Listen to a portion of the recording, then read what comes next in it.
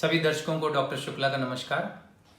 दोस्तों, आपकी ज़िंदगी में कभी न कभी ऐसा ज़रूर हुआ होगा कि अचानक शरीर पर तेज खुजली आए और लाल रंग के चकत्ते पड़ जाएं।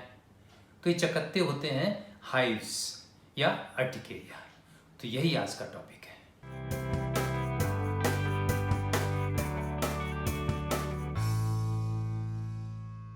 अर्टिकेरिया इतना कॉमन है कि हर 5 में से एक व्यक्ति को कभी न कभी अर्टिकेरिया होता है। लोकल लैंग्वेज में कुछ लोग इसे पित्ती कहते हैं, कुछ छपाकी कहते हैं, कुछ लोग ददोरे कहते हैं और कुछ लोग दाफड़। अर्टिकेरिया के बारे में आपको बताऊंगा कि ये कैसे होता है, कितने प्रकार का होता है, ये किन किन चीज़ों से हो सकता है और इसके कारणों का कैसे पता लगाएं, इसका क्या इलाज है और इससे कैसे बचें। अर्टिकेरिया एक तरह की स्किन एलर्जी है।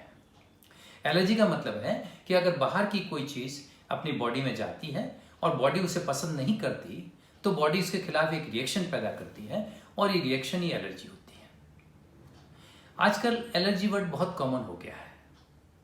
अक्सर लोग स्किन की दूसरी बीमारियों को भी एलर्जी समझ लेते हैं, लेकिन वास्तव में एलर्जी वाली बीमारियां वही होती हैं जिसमें इस तरह का एलर्जिक रिएक्शन हो।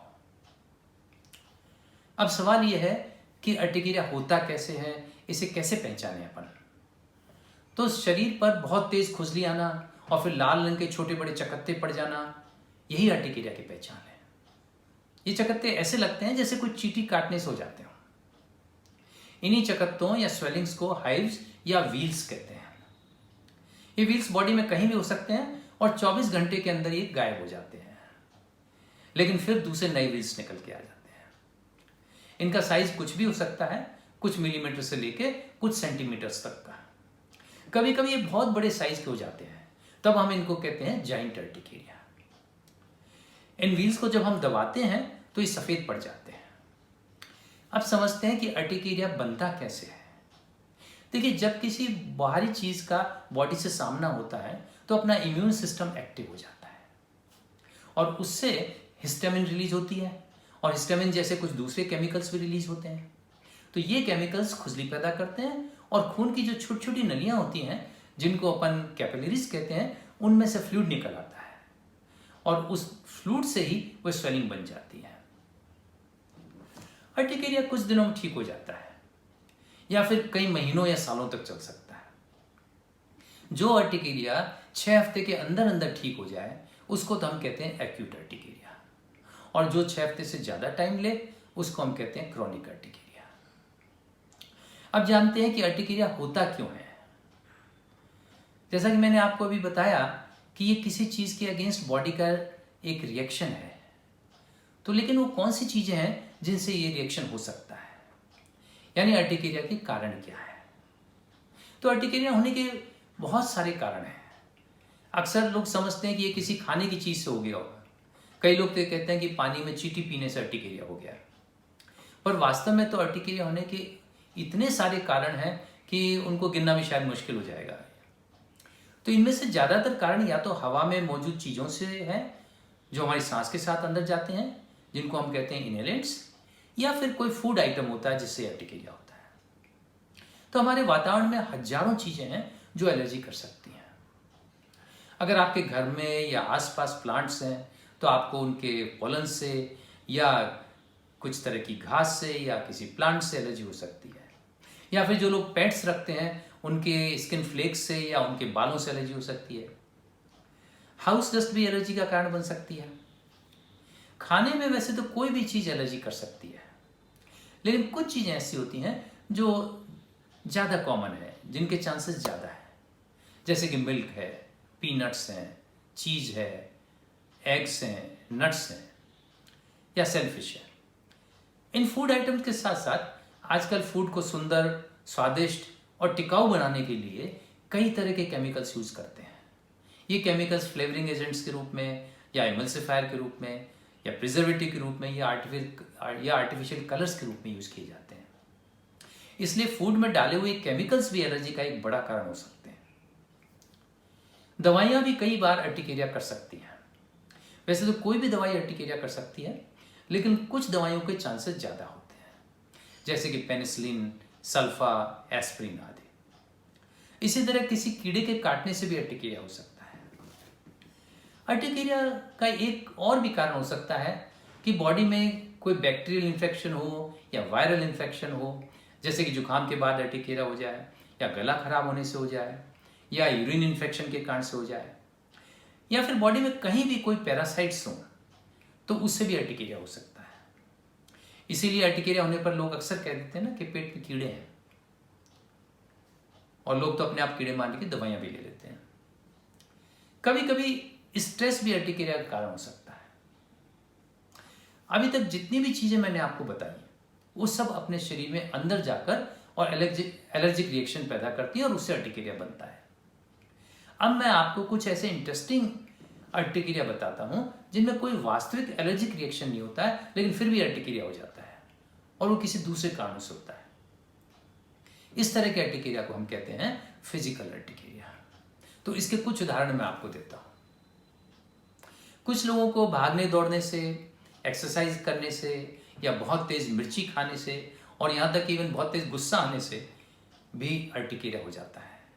या ऐसा कोई भी काम जिसमें पसीना आता हो और गर्मी लगती हो तो उसमें सुइयां से चुभने लगती हैं और छोटे छोटे ददोरे से पड़ जाते हैं, तो ये एक तरह का अर्टिकेरिया है, और इसको हम कहते हैं फिजिकल अर्टिकेरिया। और इस फिजिकल अर्टिकेरिया में ये है कोलिनर्जिक अर्टिकेरिया। अब एक और इंटरेस्टिंग अर्टिकेरिया बताता हूं, वो ये है कि कुछ लोगों के स्किन पर अपन जो लिखना चाहे अपन लिख सकते हैं, और वह भी बिना किसी इंक के या पेन के। अगर अपन किसी चाबी से या किसी ब्लंट ऑब्जेक्ट से स्किन को स्क्रैच करें या प्रेशर डालें, प्रेशर से कुछ लिखें, तो वैसा का वैसा वहां स्किन पर उभर कर आ जाता है। तो ये होता है डर्मोग्राफिज्म। यह भी एक तरह का फिजिकल अर्टिकेरिया है। इसी तरह कमर पर बेल्ट के प्रेशर से, या कोई जोर से आपका हाथ दबा दे, या टाइट कपड़े पहने हो, तो वहां भी अर्टिकेरिया हो सकता है, और इसे कहते हैं प्रेशर अर्टिकेरिया। अचानक ज्यादा सर्दी हो या ज्यादा गर्मी हो, उससे एक्सपोजर से भी आपको अर्टिकेरिया, कोल्ड या हीट अर्टिकेरिया हो सकता है। या फिर सन एक्सपोजर से आपको सोलर अर्टिकेरिया हो सकता है। और कुछ लोगों को तो नहाने से या शरीर पर कहीं भी पानी डालने से भी अर्टिकेरिया हो जाता है। अभी तक मैंने जितने भी तरह के अर्टिकेरिया आपको बताए वो जानलेवा नहीं होते, लेकिन अब मैं आपको अर्टिकेरिया जैसा ही एक और एलर्जिक रिएक्शन बताता हूं जो जानलेवा हो सकता है। इसे कहते हैं हम एंजियोएडिमा। ये इतना कॉमन नहीं है, केवल कुछ लोगों के अंदर ही होता है। ये अर्टिकेरिया के साथ भी हो सकता है या बिना अर्टिकेरिया के भी हो सकता है। एंजियोएडिमा में होठ पे, गाल पे या आंखों पे सूजन आ जाती है और ये लाल हो जाते हैं। ये सूजन हाथ पर या गले के अंदर भी आ सकती है। इसमें खुजली के अलावा दर्द भी हो सकता है। ये सूजन 1-2 दिन में ठीक हो जाती है, लेकिन फिर आ जाती है। अगर होठ या जीभ में सूजन आ जाए तो ये गले में अंदर जाके सांस को रोक सकती है, और फिर ये जानलेवा हो सकती है। इसलिए ऐसी स्थिति में तुरंत अस्पताल जाना चाहिए। अब अर्टिकेरिया के ट्रीटमेंट की बात करते हैं। तो ट्रीटमेंट में सबसे जरूरी चीज ये है कि अर्टिकेरिया के कारण का पता लगाया जाए। जिसे उस कारण को अपन दूर कर देंगे तो अर्टिकेरिया अपने आप ठीक हो जाएगा। एक्यूट अर्टिकेरिया में तो हमें कारण ढूंढने की जरूरत नहीं पड़ती, क्योंकि कुछ दिनों में अपने आप ठीक हो जाता है दवाइयों के साथ। लेकिन क्रॉनिक अर्टिकेरिया, यानी जो अर्टिकेरिया कई महीनों या कई सालों तक चले, उसमें कारण पता लगाना बहुत जरूरी है। लेकिन ये इतना आसान नहीं है, और डॉक्टर्स के लिए एक बहुत बड़ा चैलेंज है। अर्टिकेरिया का कारण पता लगाने के लिए कई तरह के स्किन और ब्लड टेस्ट किए जाते हैं। आजकल ब्लड सैंपल से एलर्जी टेस्टिंग जो है वो बहुत पॉपुलर हो गई है, और कई पेशेंट्स तो बिना डॉक्टर की सलाह के ही खुद ही लेबोरेटरी में जाके और ये टेस्ट करवा लेते हैं। लेकिन इनकी सच्चाई ये है कि इनके रिजल्ट्स पूरी तरह से रिलायबल नहीं होते। अर्टिकेरिया के कुछ सिंपल टेस्ट भी हैं जिनसे ये पता चल सकता है कि अर्टिकेरिया हवा में मिली चीजों से हो रहा है या खाने वाली चीजों से। अगर अपन एक सस्पेक्ट कर रहे हैं कि अर्टिकेरिया पोलन से या हवा में मिली किसी और चीज के कारण से हो रहा है, तो 48 घंटे तक नाक और मुंह पर मास्क लगा सकते हैं। इसके लगाने से अगर अर्टिकेरिया ठीक हो जाता है तो इससे पता चलता है कि अर्टिकेरिया हवा में मिली हुई किसी चीज के कारण से हो रहा है। इसी तरह अगर अपन फूड एलर्जी सस्पेक्ट कर रहे हैं तो 48 घंटे का अपन टोटल फास्ट रखें, जिसमें केवल पानी में ग्लूकोज और नमक मिलाकर ले सकते हैं और कोई भी खाने चीज नहीं लेवे। तो इस फास्ट रखने में अर्टिकेरिया अगर ठीक हो जाता है तो अर्टिकेरिया के कारण कोई फूड आइटम है। लेकिन कौन सा फूड आइटम है, इसे जानने के लिए हमें हर दिन खाने का एक नया आइटम डाइट में ऐड करना पड़ता है, और जिस चीज से अर्टिकेरिया हो जाए वही उसका कारण होगा, और उस आइटम को हम डाइट से निकाल देंगे और तो अर्टिकेरिया अपने आप ठीक हो जाएगा। इस टेस्ट को कहते हैं फूड एलिमिनेशन टेस्ट। लेकिन यहां पर यह ध्यान रखने की बात है कि 48 घंटे का फास्ट रखना कोई आसान काम नहीं है। इसलिए जिनको कोई मेडिकल प्रॉब्लम्स हो या कई सारी दवाइयों पे जो लोग हों, उन्हें बिना डॉक्टर की सलाह के ये टेस्ट नहीं करना चाहिए। अर्टिकेरिया के ज़्यादातर केसेस में हमें सारे टेस्ट करने के बाद में भी कोई कारण नहीं निकल पाता, जिनको हम कहते हैं इडियोपैथिक अर्टिकेरिया, और ऐसे केसेस में हमें लंबे टाइम तक अर्टिकेरिया का ट्रीटमेंट लेना पड़ता है। तो अर्टिकेरिया की ट्रीटमेंट में शुरू में तो घरेलू उपाय में अपन ठंडा पानी या ठंडी पट्टी लगा सकते हैं, जिससे खुजली और जलन में आराम मिल जाता है। इसी तरह अर्टिकेरियल रैश पे कैलामाइन लोशन अगर अपन लगाते हैं तो उससे भी खुजली और जलन में आराम मिलता है। दवाइयों में हमें एंटीहिस्टामिन्स का प्रयोग करना पड़ता है। एंटीहिस्टामिन्स कई तरह की होती हैं। इनके लेने से सेडेशन इनका मेन साइड इफेक्ट है, जिससे सुस्ती आती है या नींद आ सकती है। लेकिन आजकल बहुत सी दवाइयाँ भी ऐसी आ गई हैं, बहुत सी ऐसी एंटीहिस्टामिन्स हैं जो सेडेशन नहीं देती हैं, जो नॉन सेडेटिव एंटीहिस्टामिन्स हैं, और ये काफ़ी लंबे टाइम तक देनी पड़ सकती है। लेकिन अर्टिकेरिया अगर इन एंटीहिस्टामिन से कंट्रोल नहीं हो सकता है तो फिर स्टेरॉइड्स या स्टेरॉइड्स जैसी कुछ दूसरी दवाइयों का प्रयोग भी करना पड़ता है। अब आखिर में अर्टिकेरिया से हम कैसे बचें, इस पर बात करते हैं।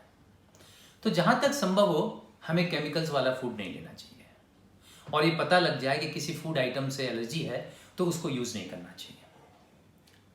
लेकिन अक्सर हम देखते हैं कि लोग बिना एलर्जी कंफर्म की हुई चीज़ों को खाना छोड़ देते हैं, खासकर दूध, दही, सिट्रस फ्रूट्स, दालें आदि इन चीज़ों को छोड़ देते हैं कि इनसे एलर्जी होती है। लेकिन इससे एलर्जी ठीक नहीं होती और बॉडी को प्रॉपर न्यूट्रिशन भी नहीं मिलता। इसलिए किसी फूड आइटम को तभी खाना बंद करें जब ये कंफर्म हो जाए कि इस आइटम से एलर्जी है। अगर किसी इनहेलेंट से एलर्जी है तो उससे जितना बच सकते हैं बचें। ये चीज़ अगर वातावरण से हट सकती है तो उसे हटाएं। खुशबू और रंग वाले साबुन का प्रयोग और ऐसे डिटर्जेंट्स का प्रयोग नहीं करें। बहुत ज़्यादा गर्मी या बहुत ज़्यादा सर्दी के एक्सपोजर से भी बचना चाहिए। टाइट कपड़े नहीं पहनने चाहिए हमें, और स्ट्रेस कम करने के लिए जो कुछ भी अपन कर सकते हैं उसके उपाय करने चाहिए। तो आज का टॉपिक यहीं समाप्त करता हूं। मुझे उम्मीद है कि आपके लिए इंफॉर्मेशन कुछ लाभदायक रही होगी। अब अगली बार एक नए टॉपिक के साथ आपसे मुलाकात होगी, और तब तक के लिए आपसे मैं आज्ञा चाहता हूं। Thank you very much.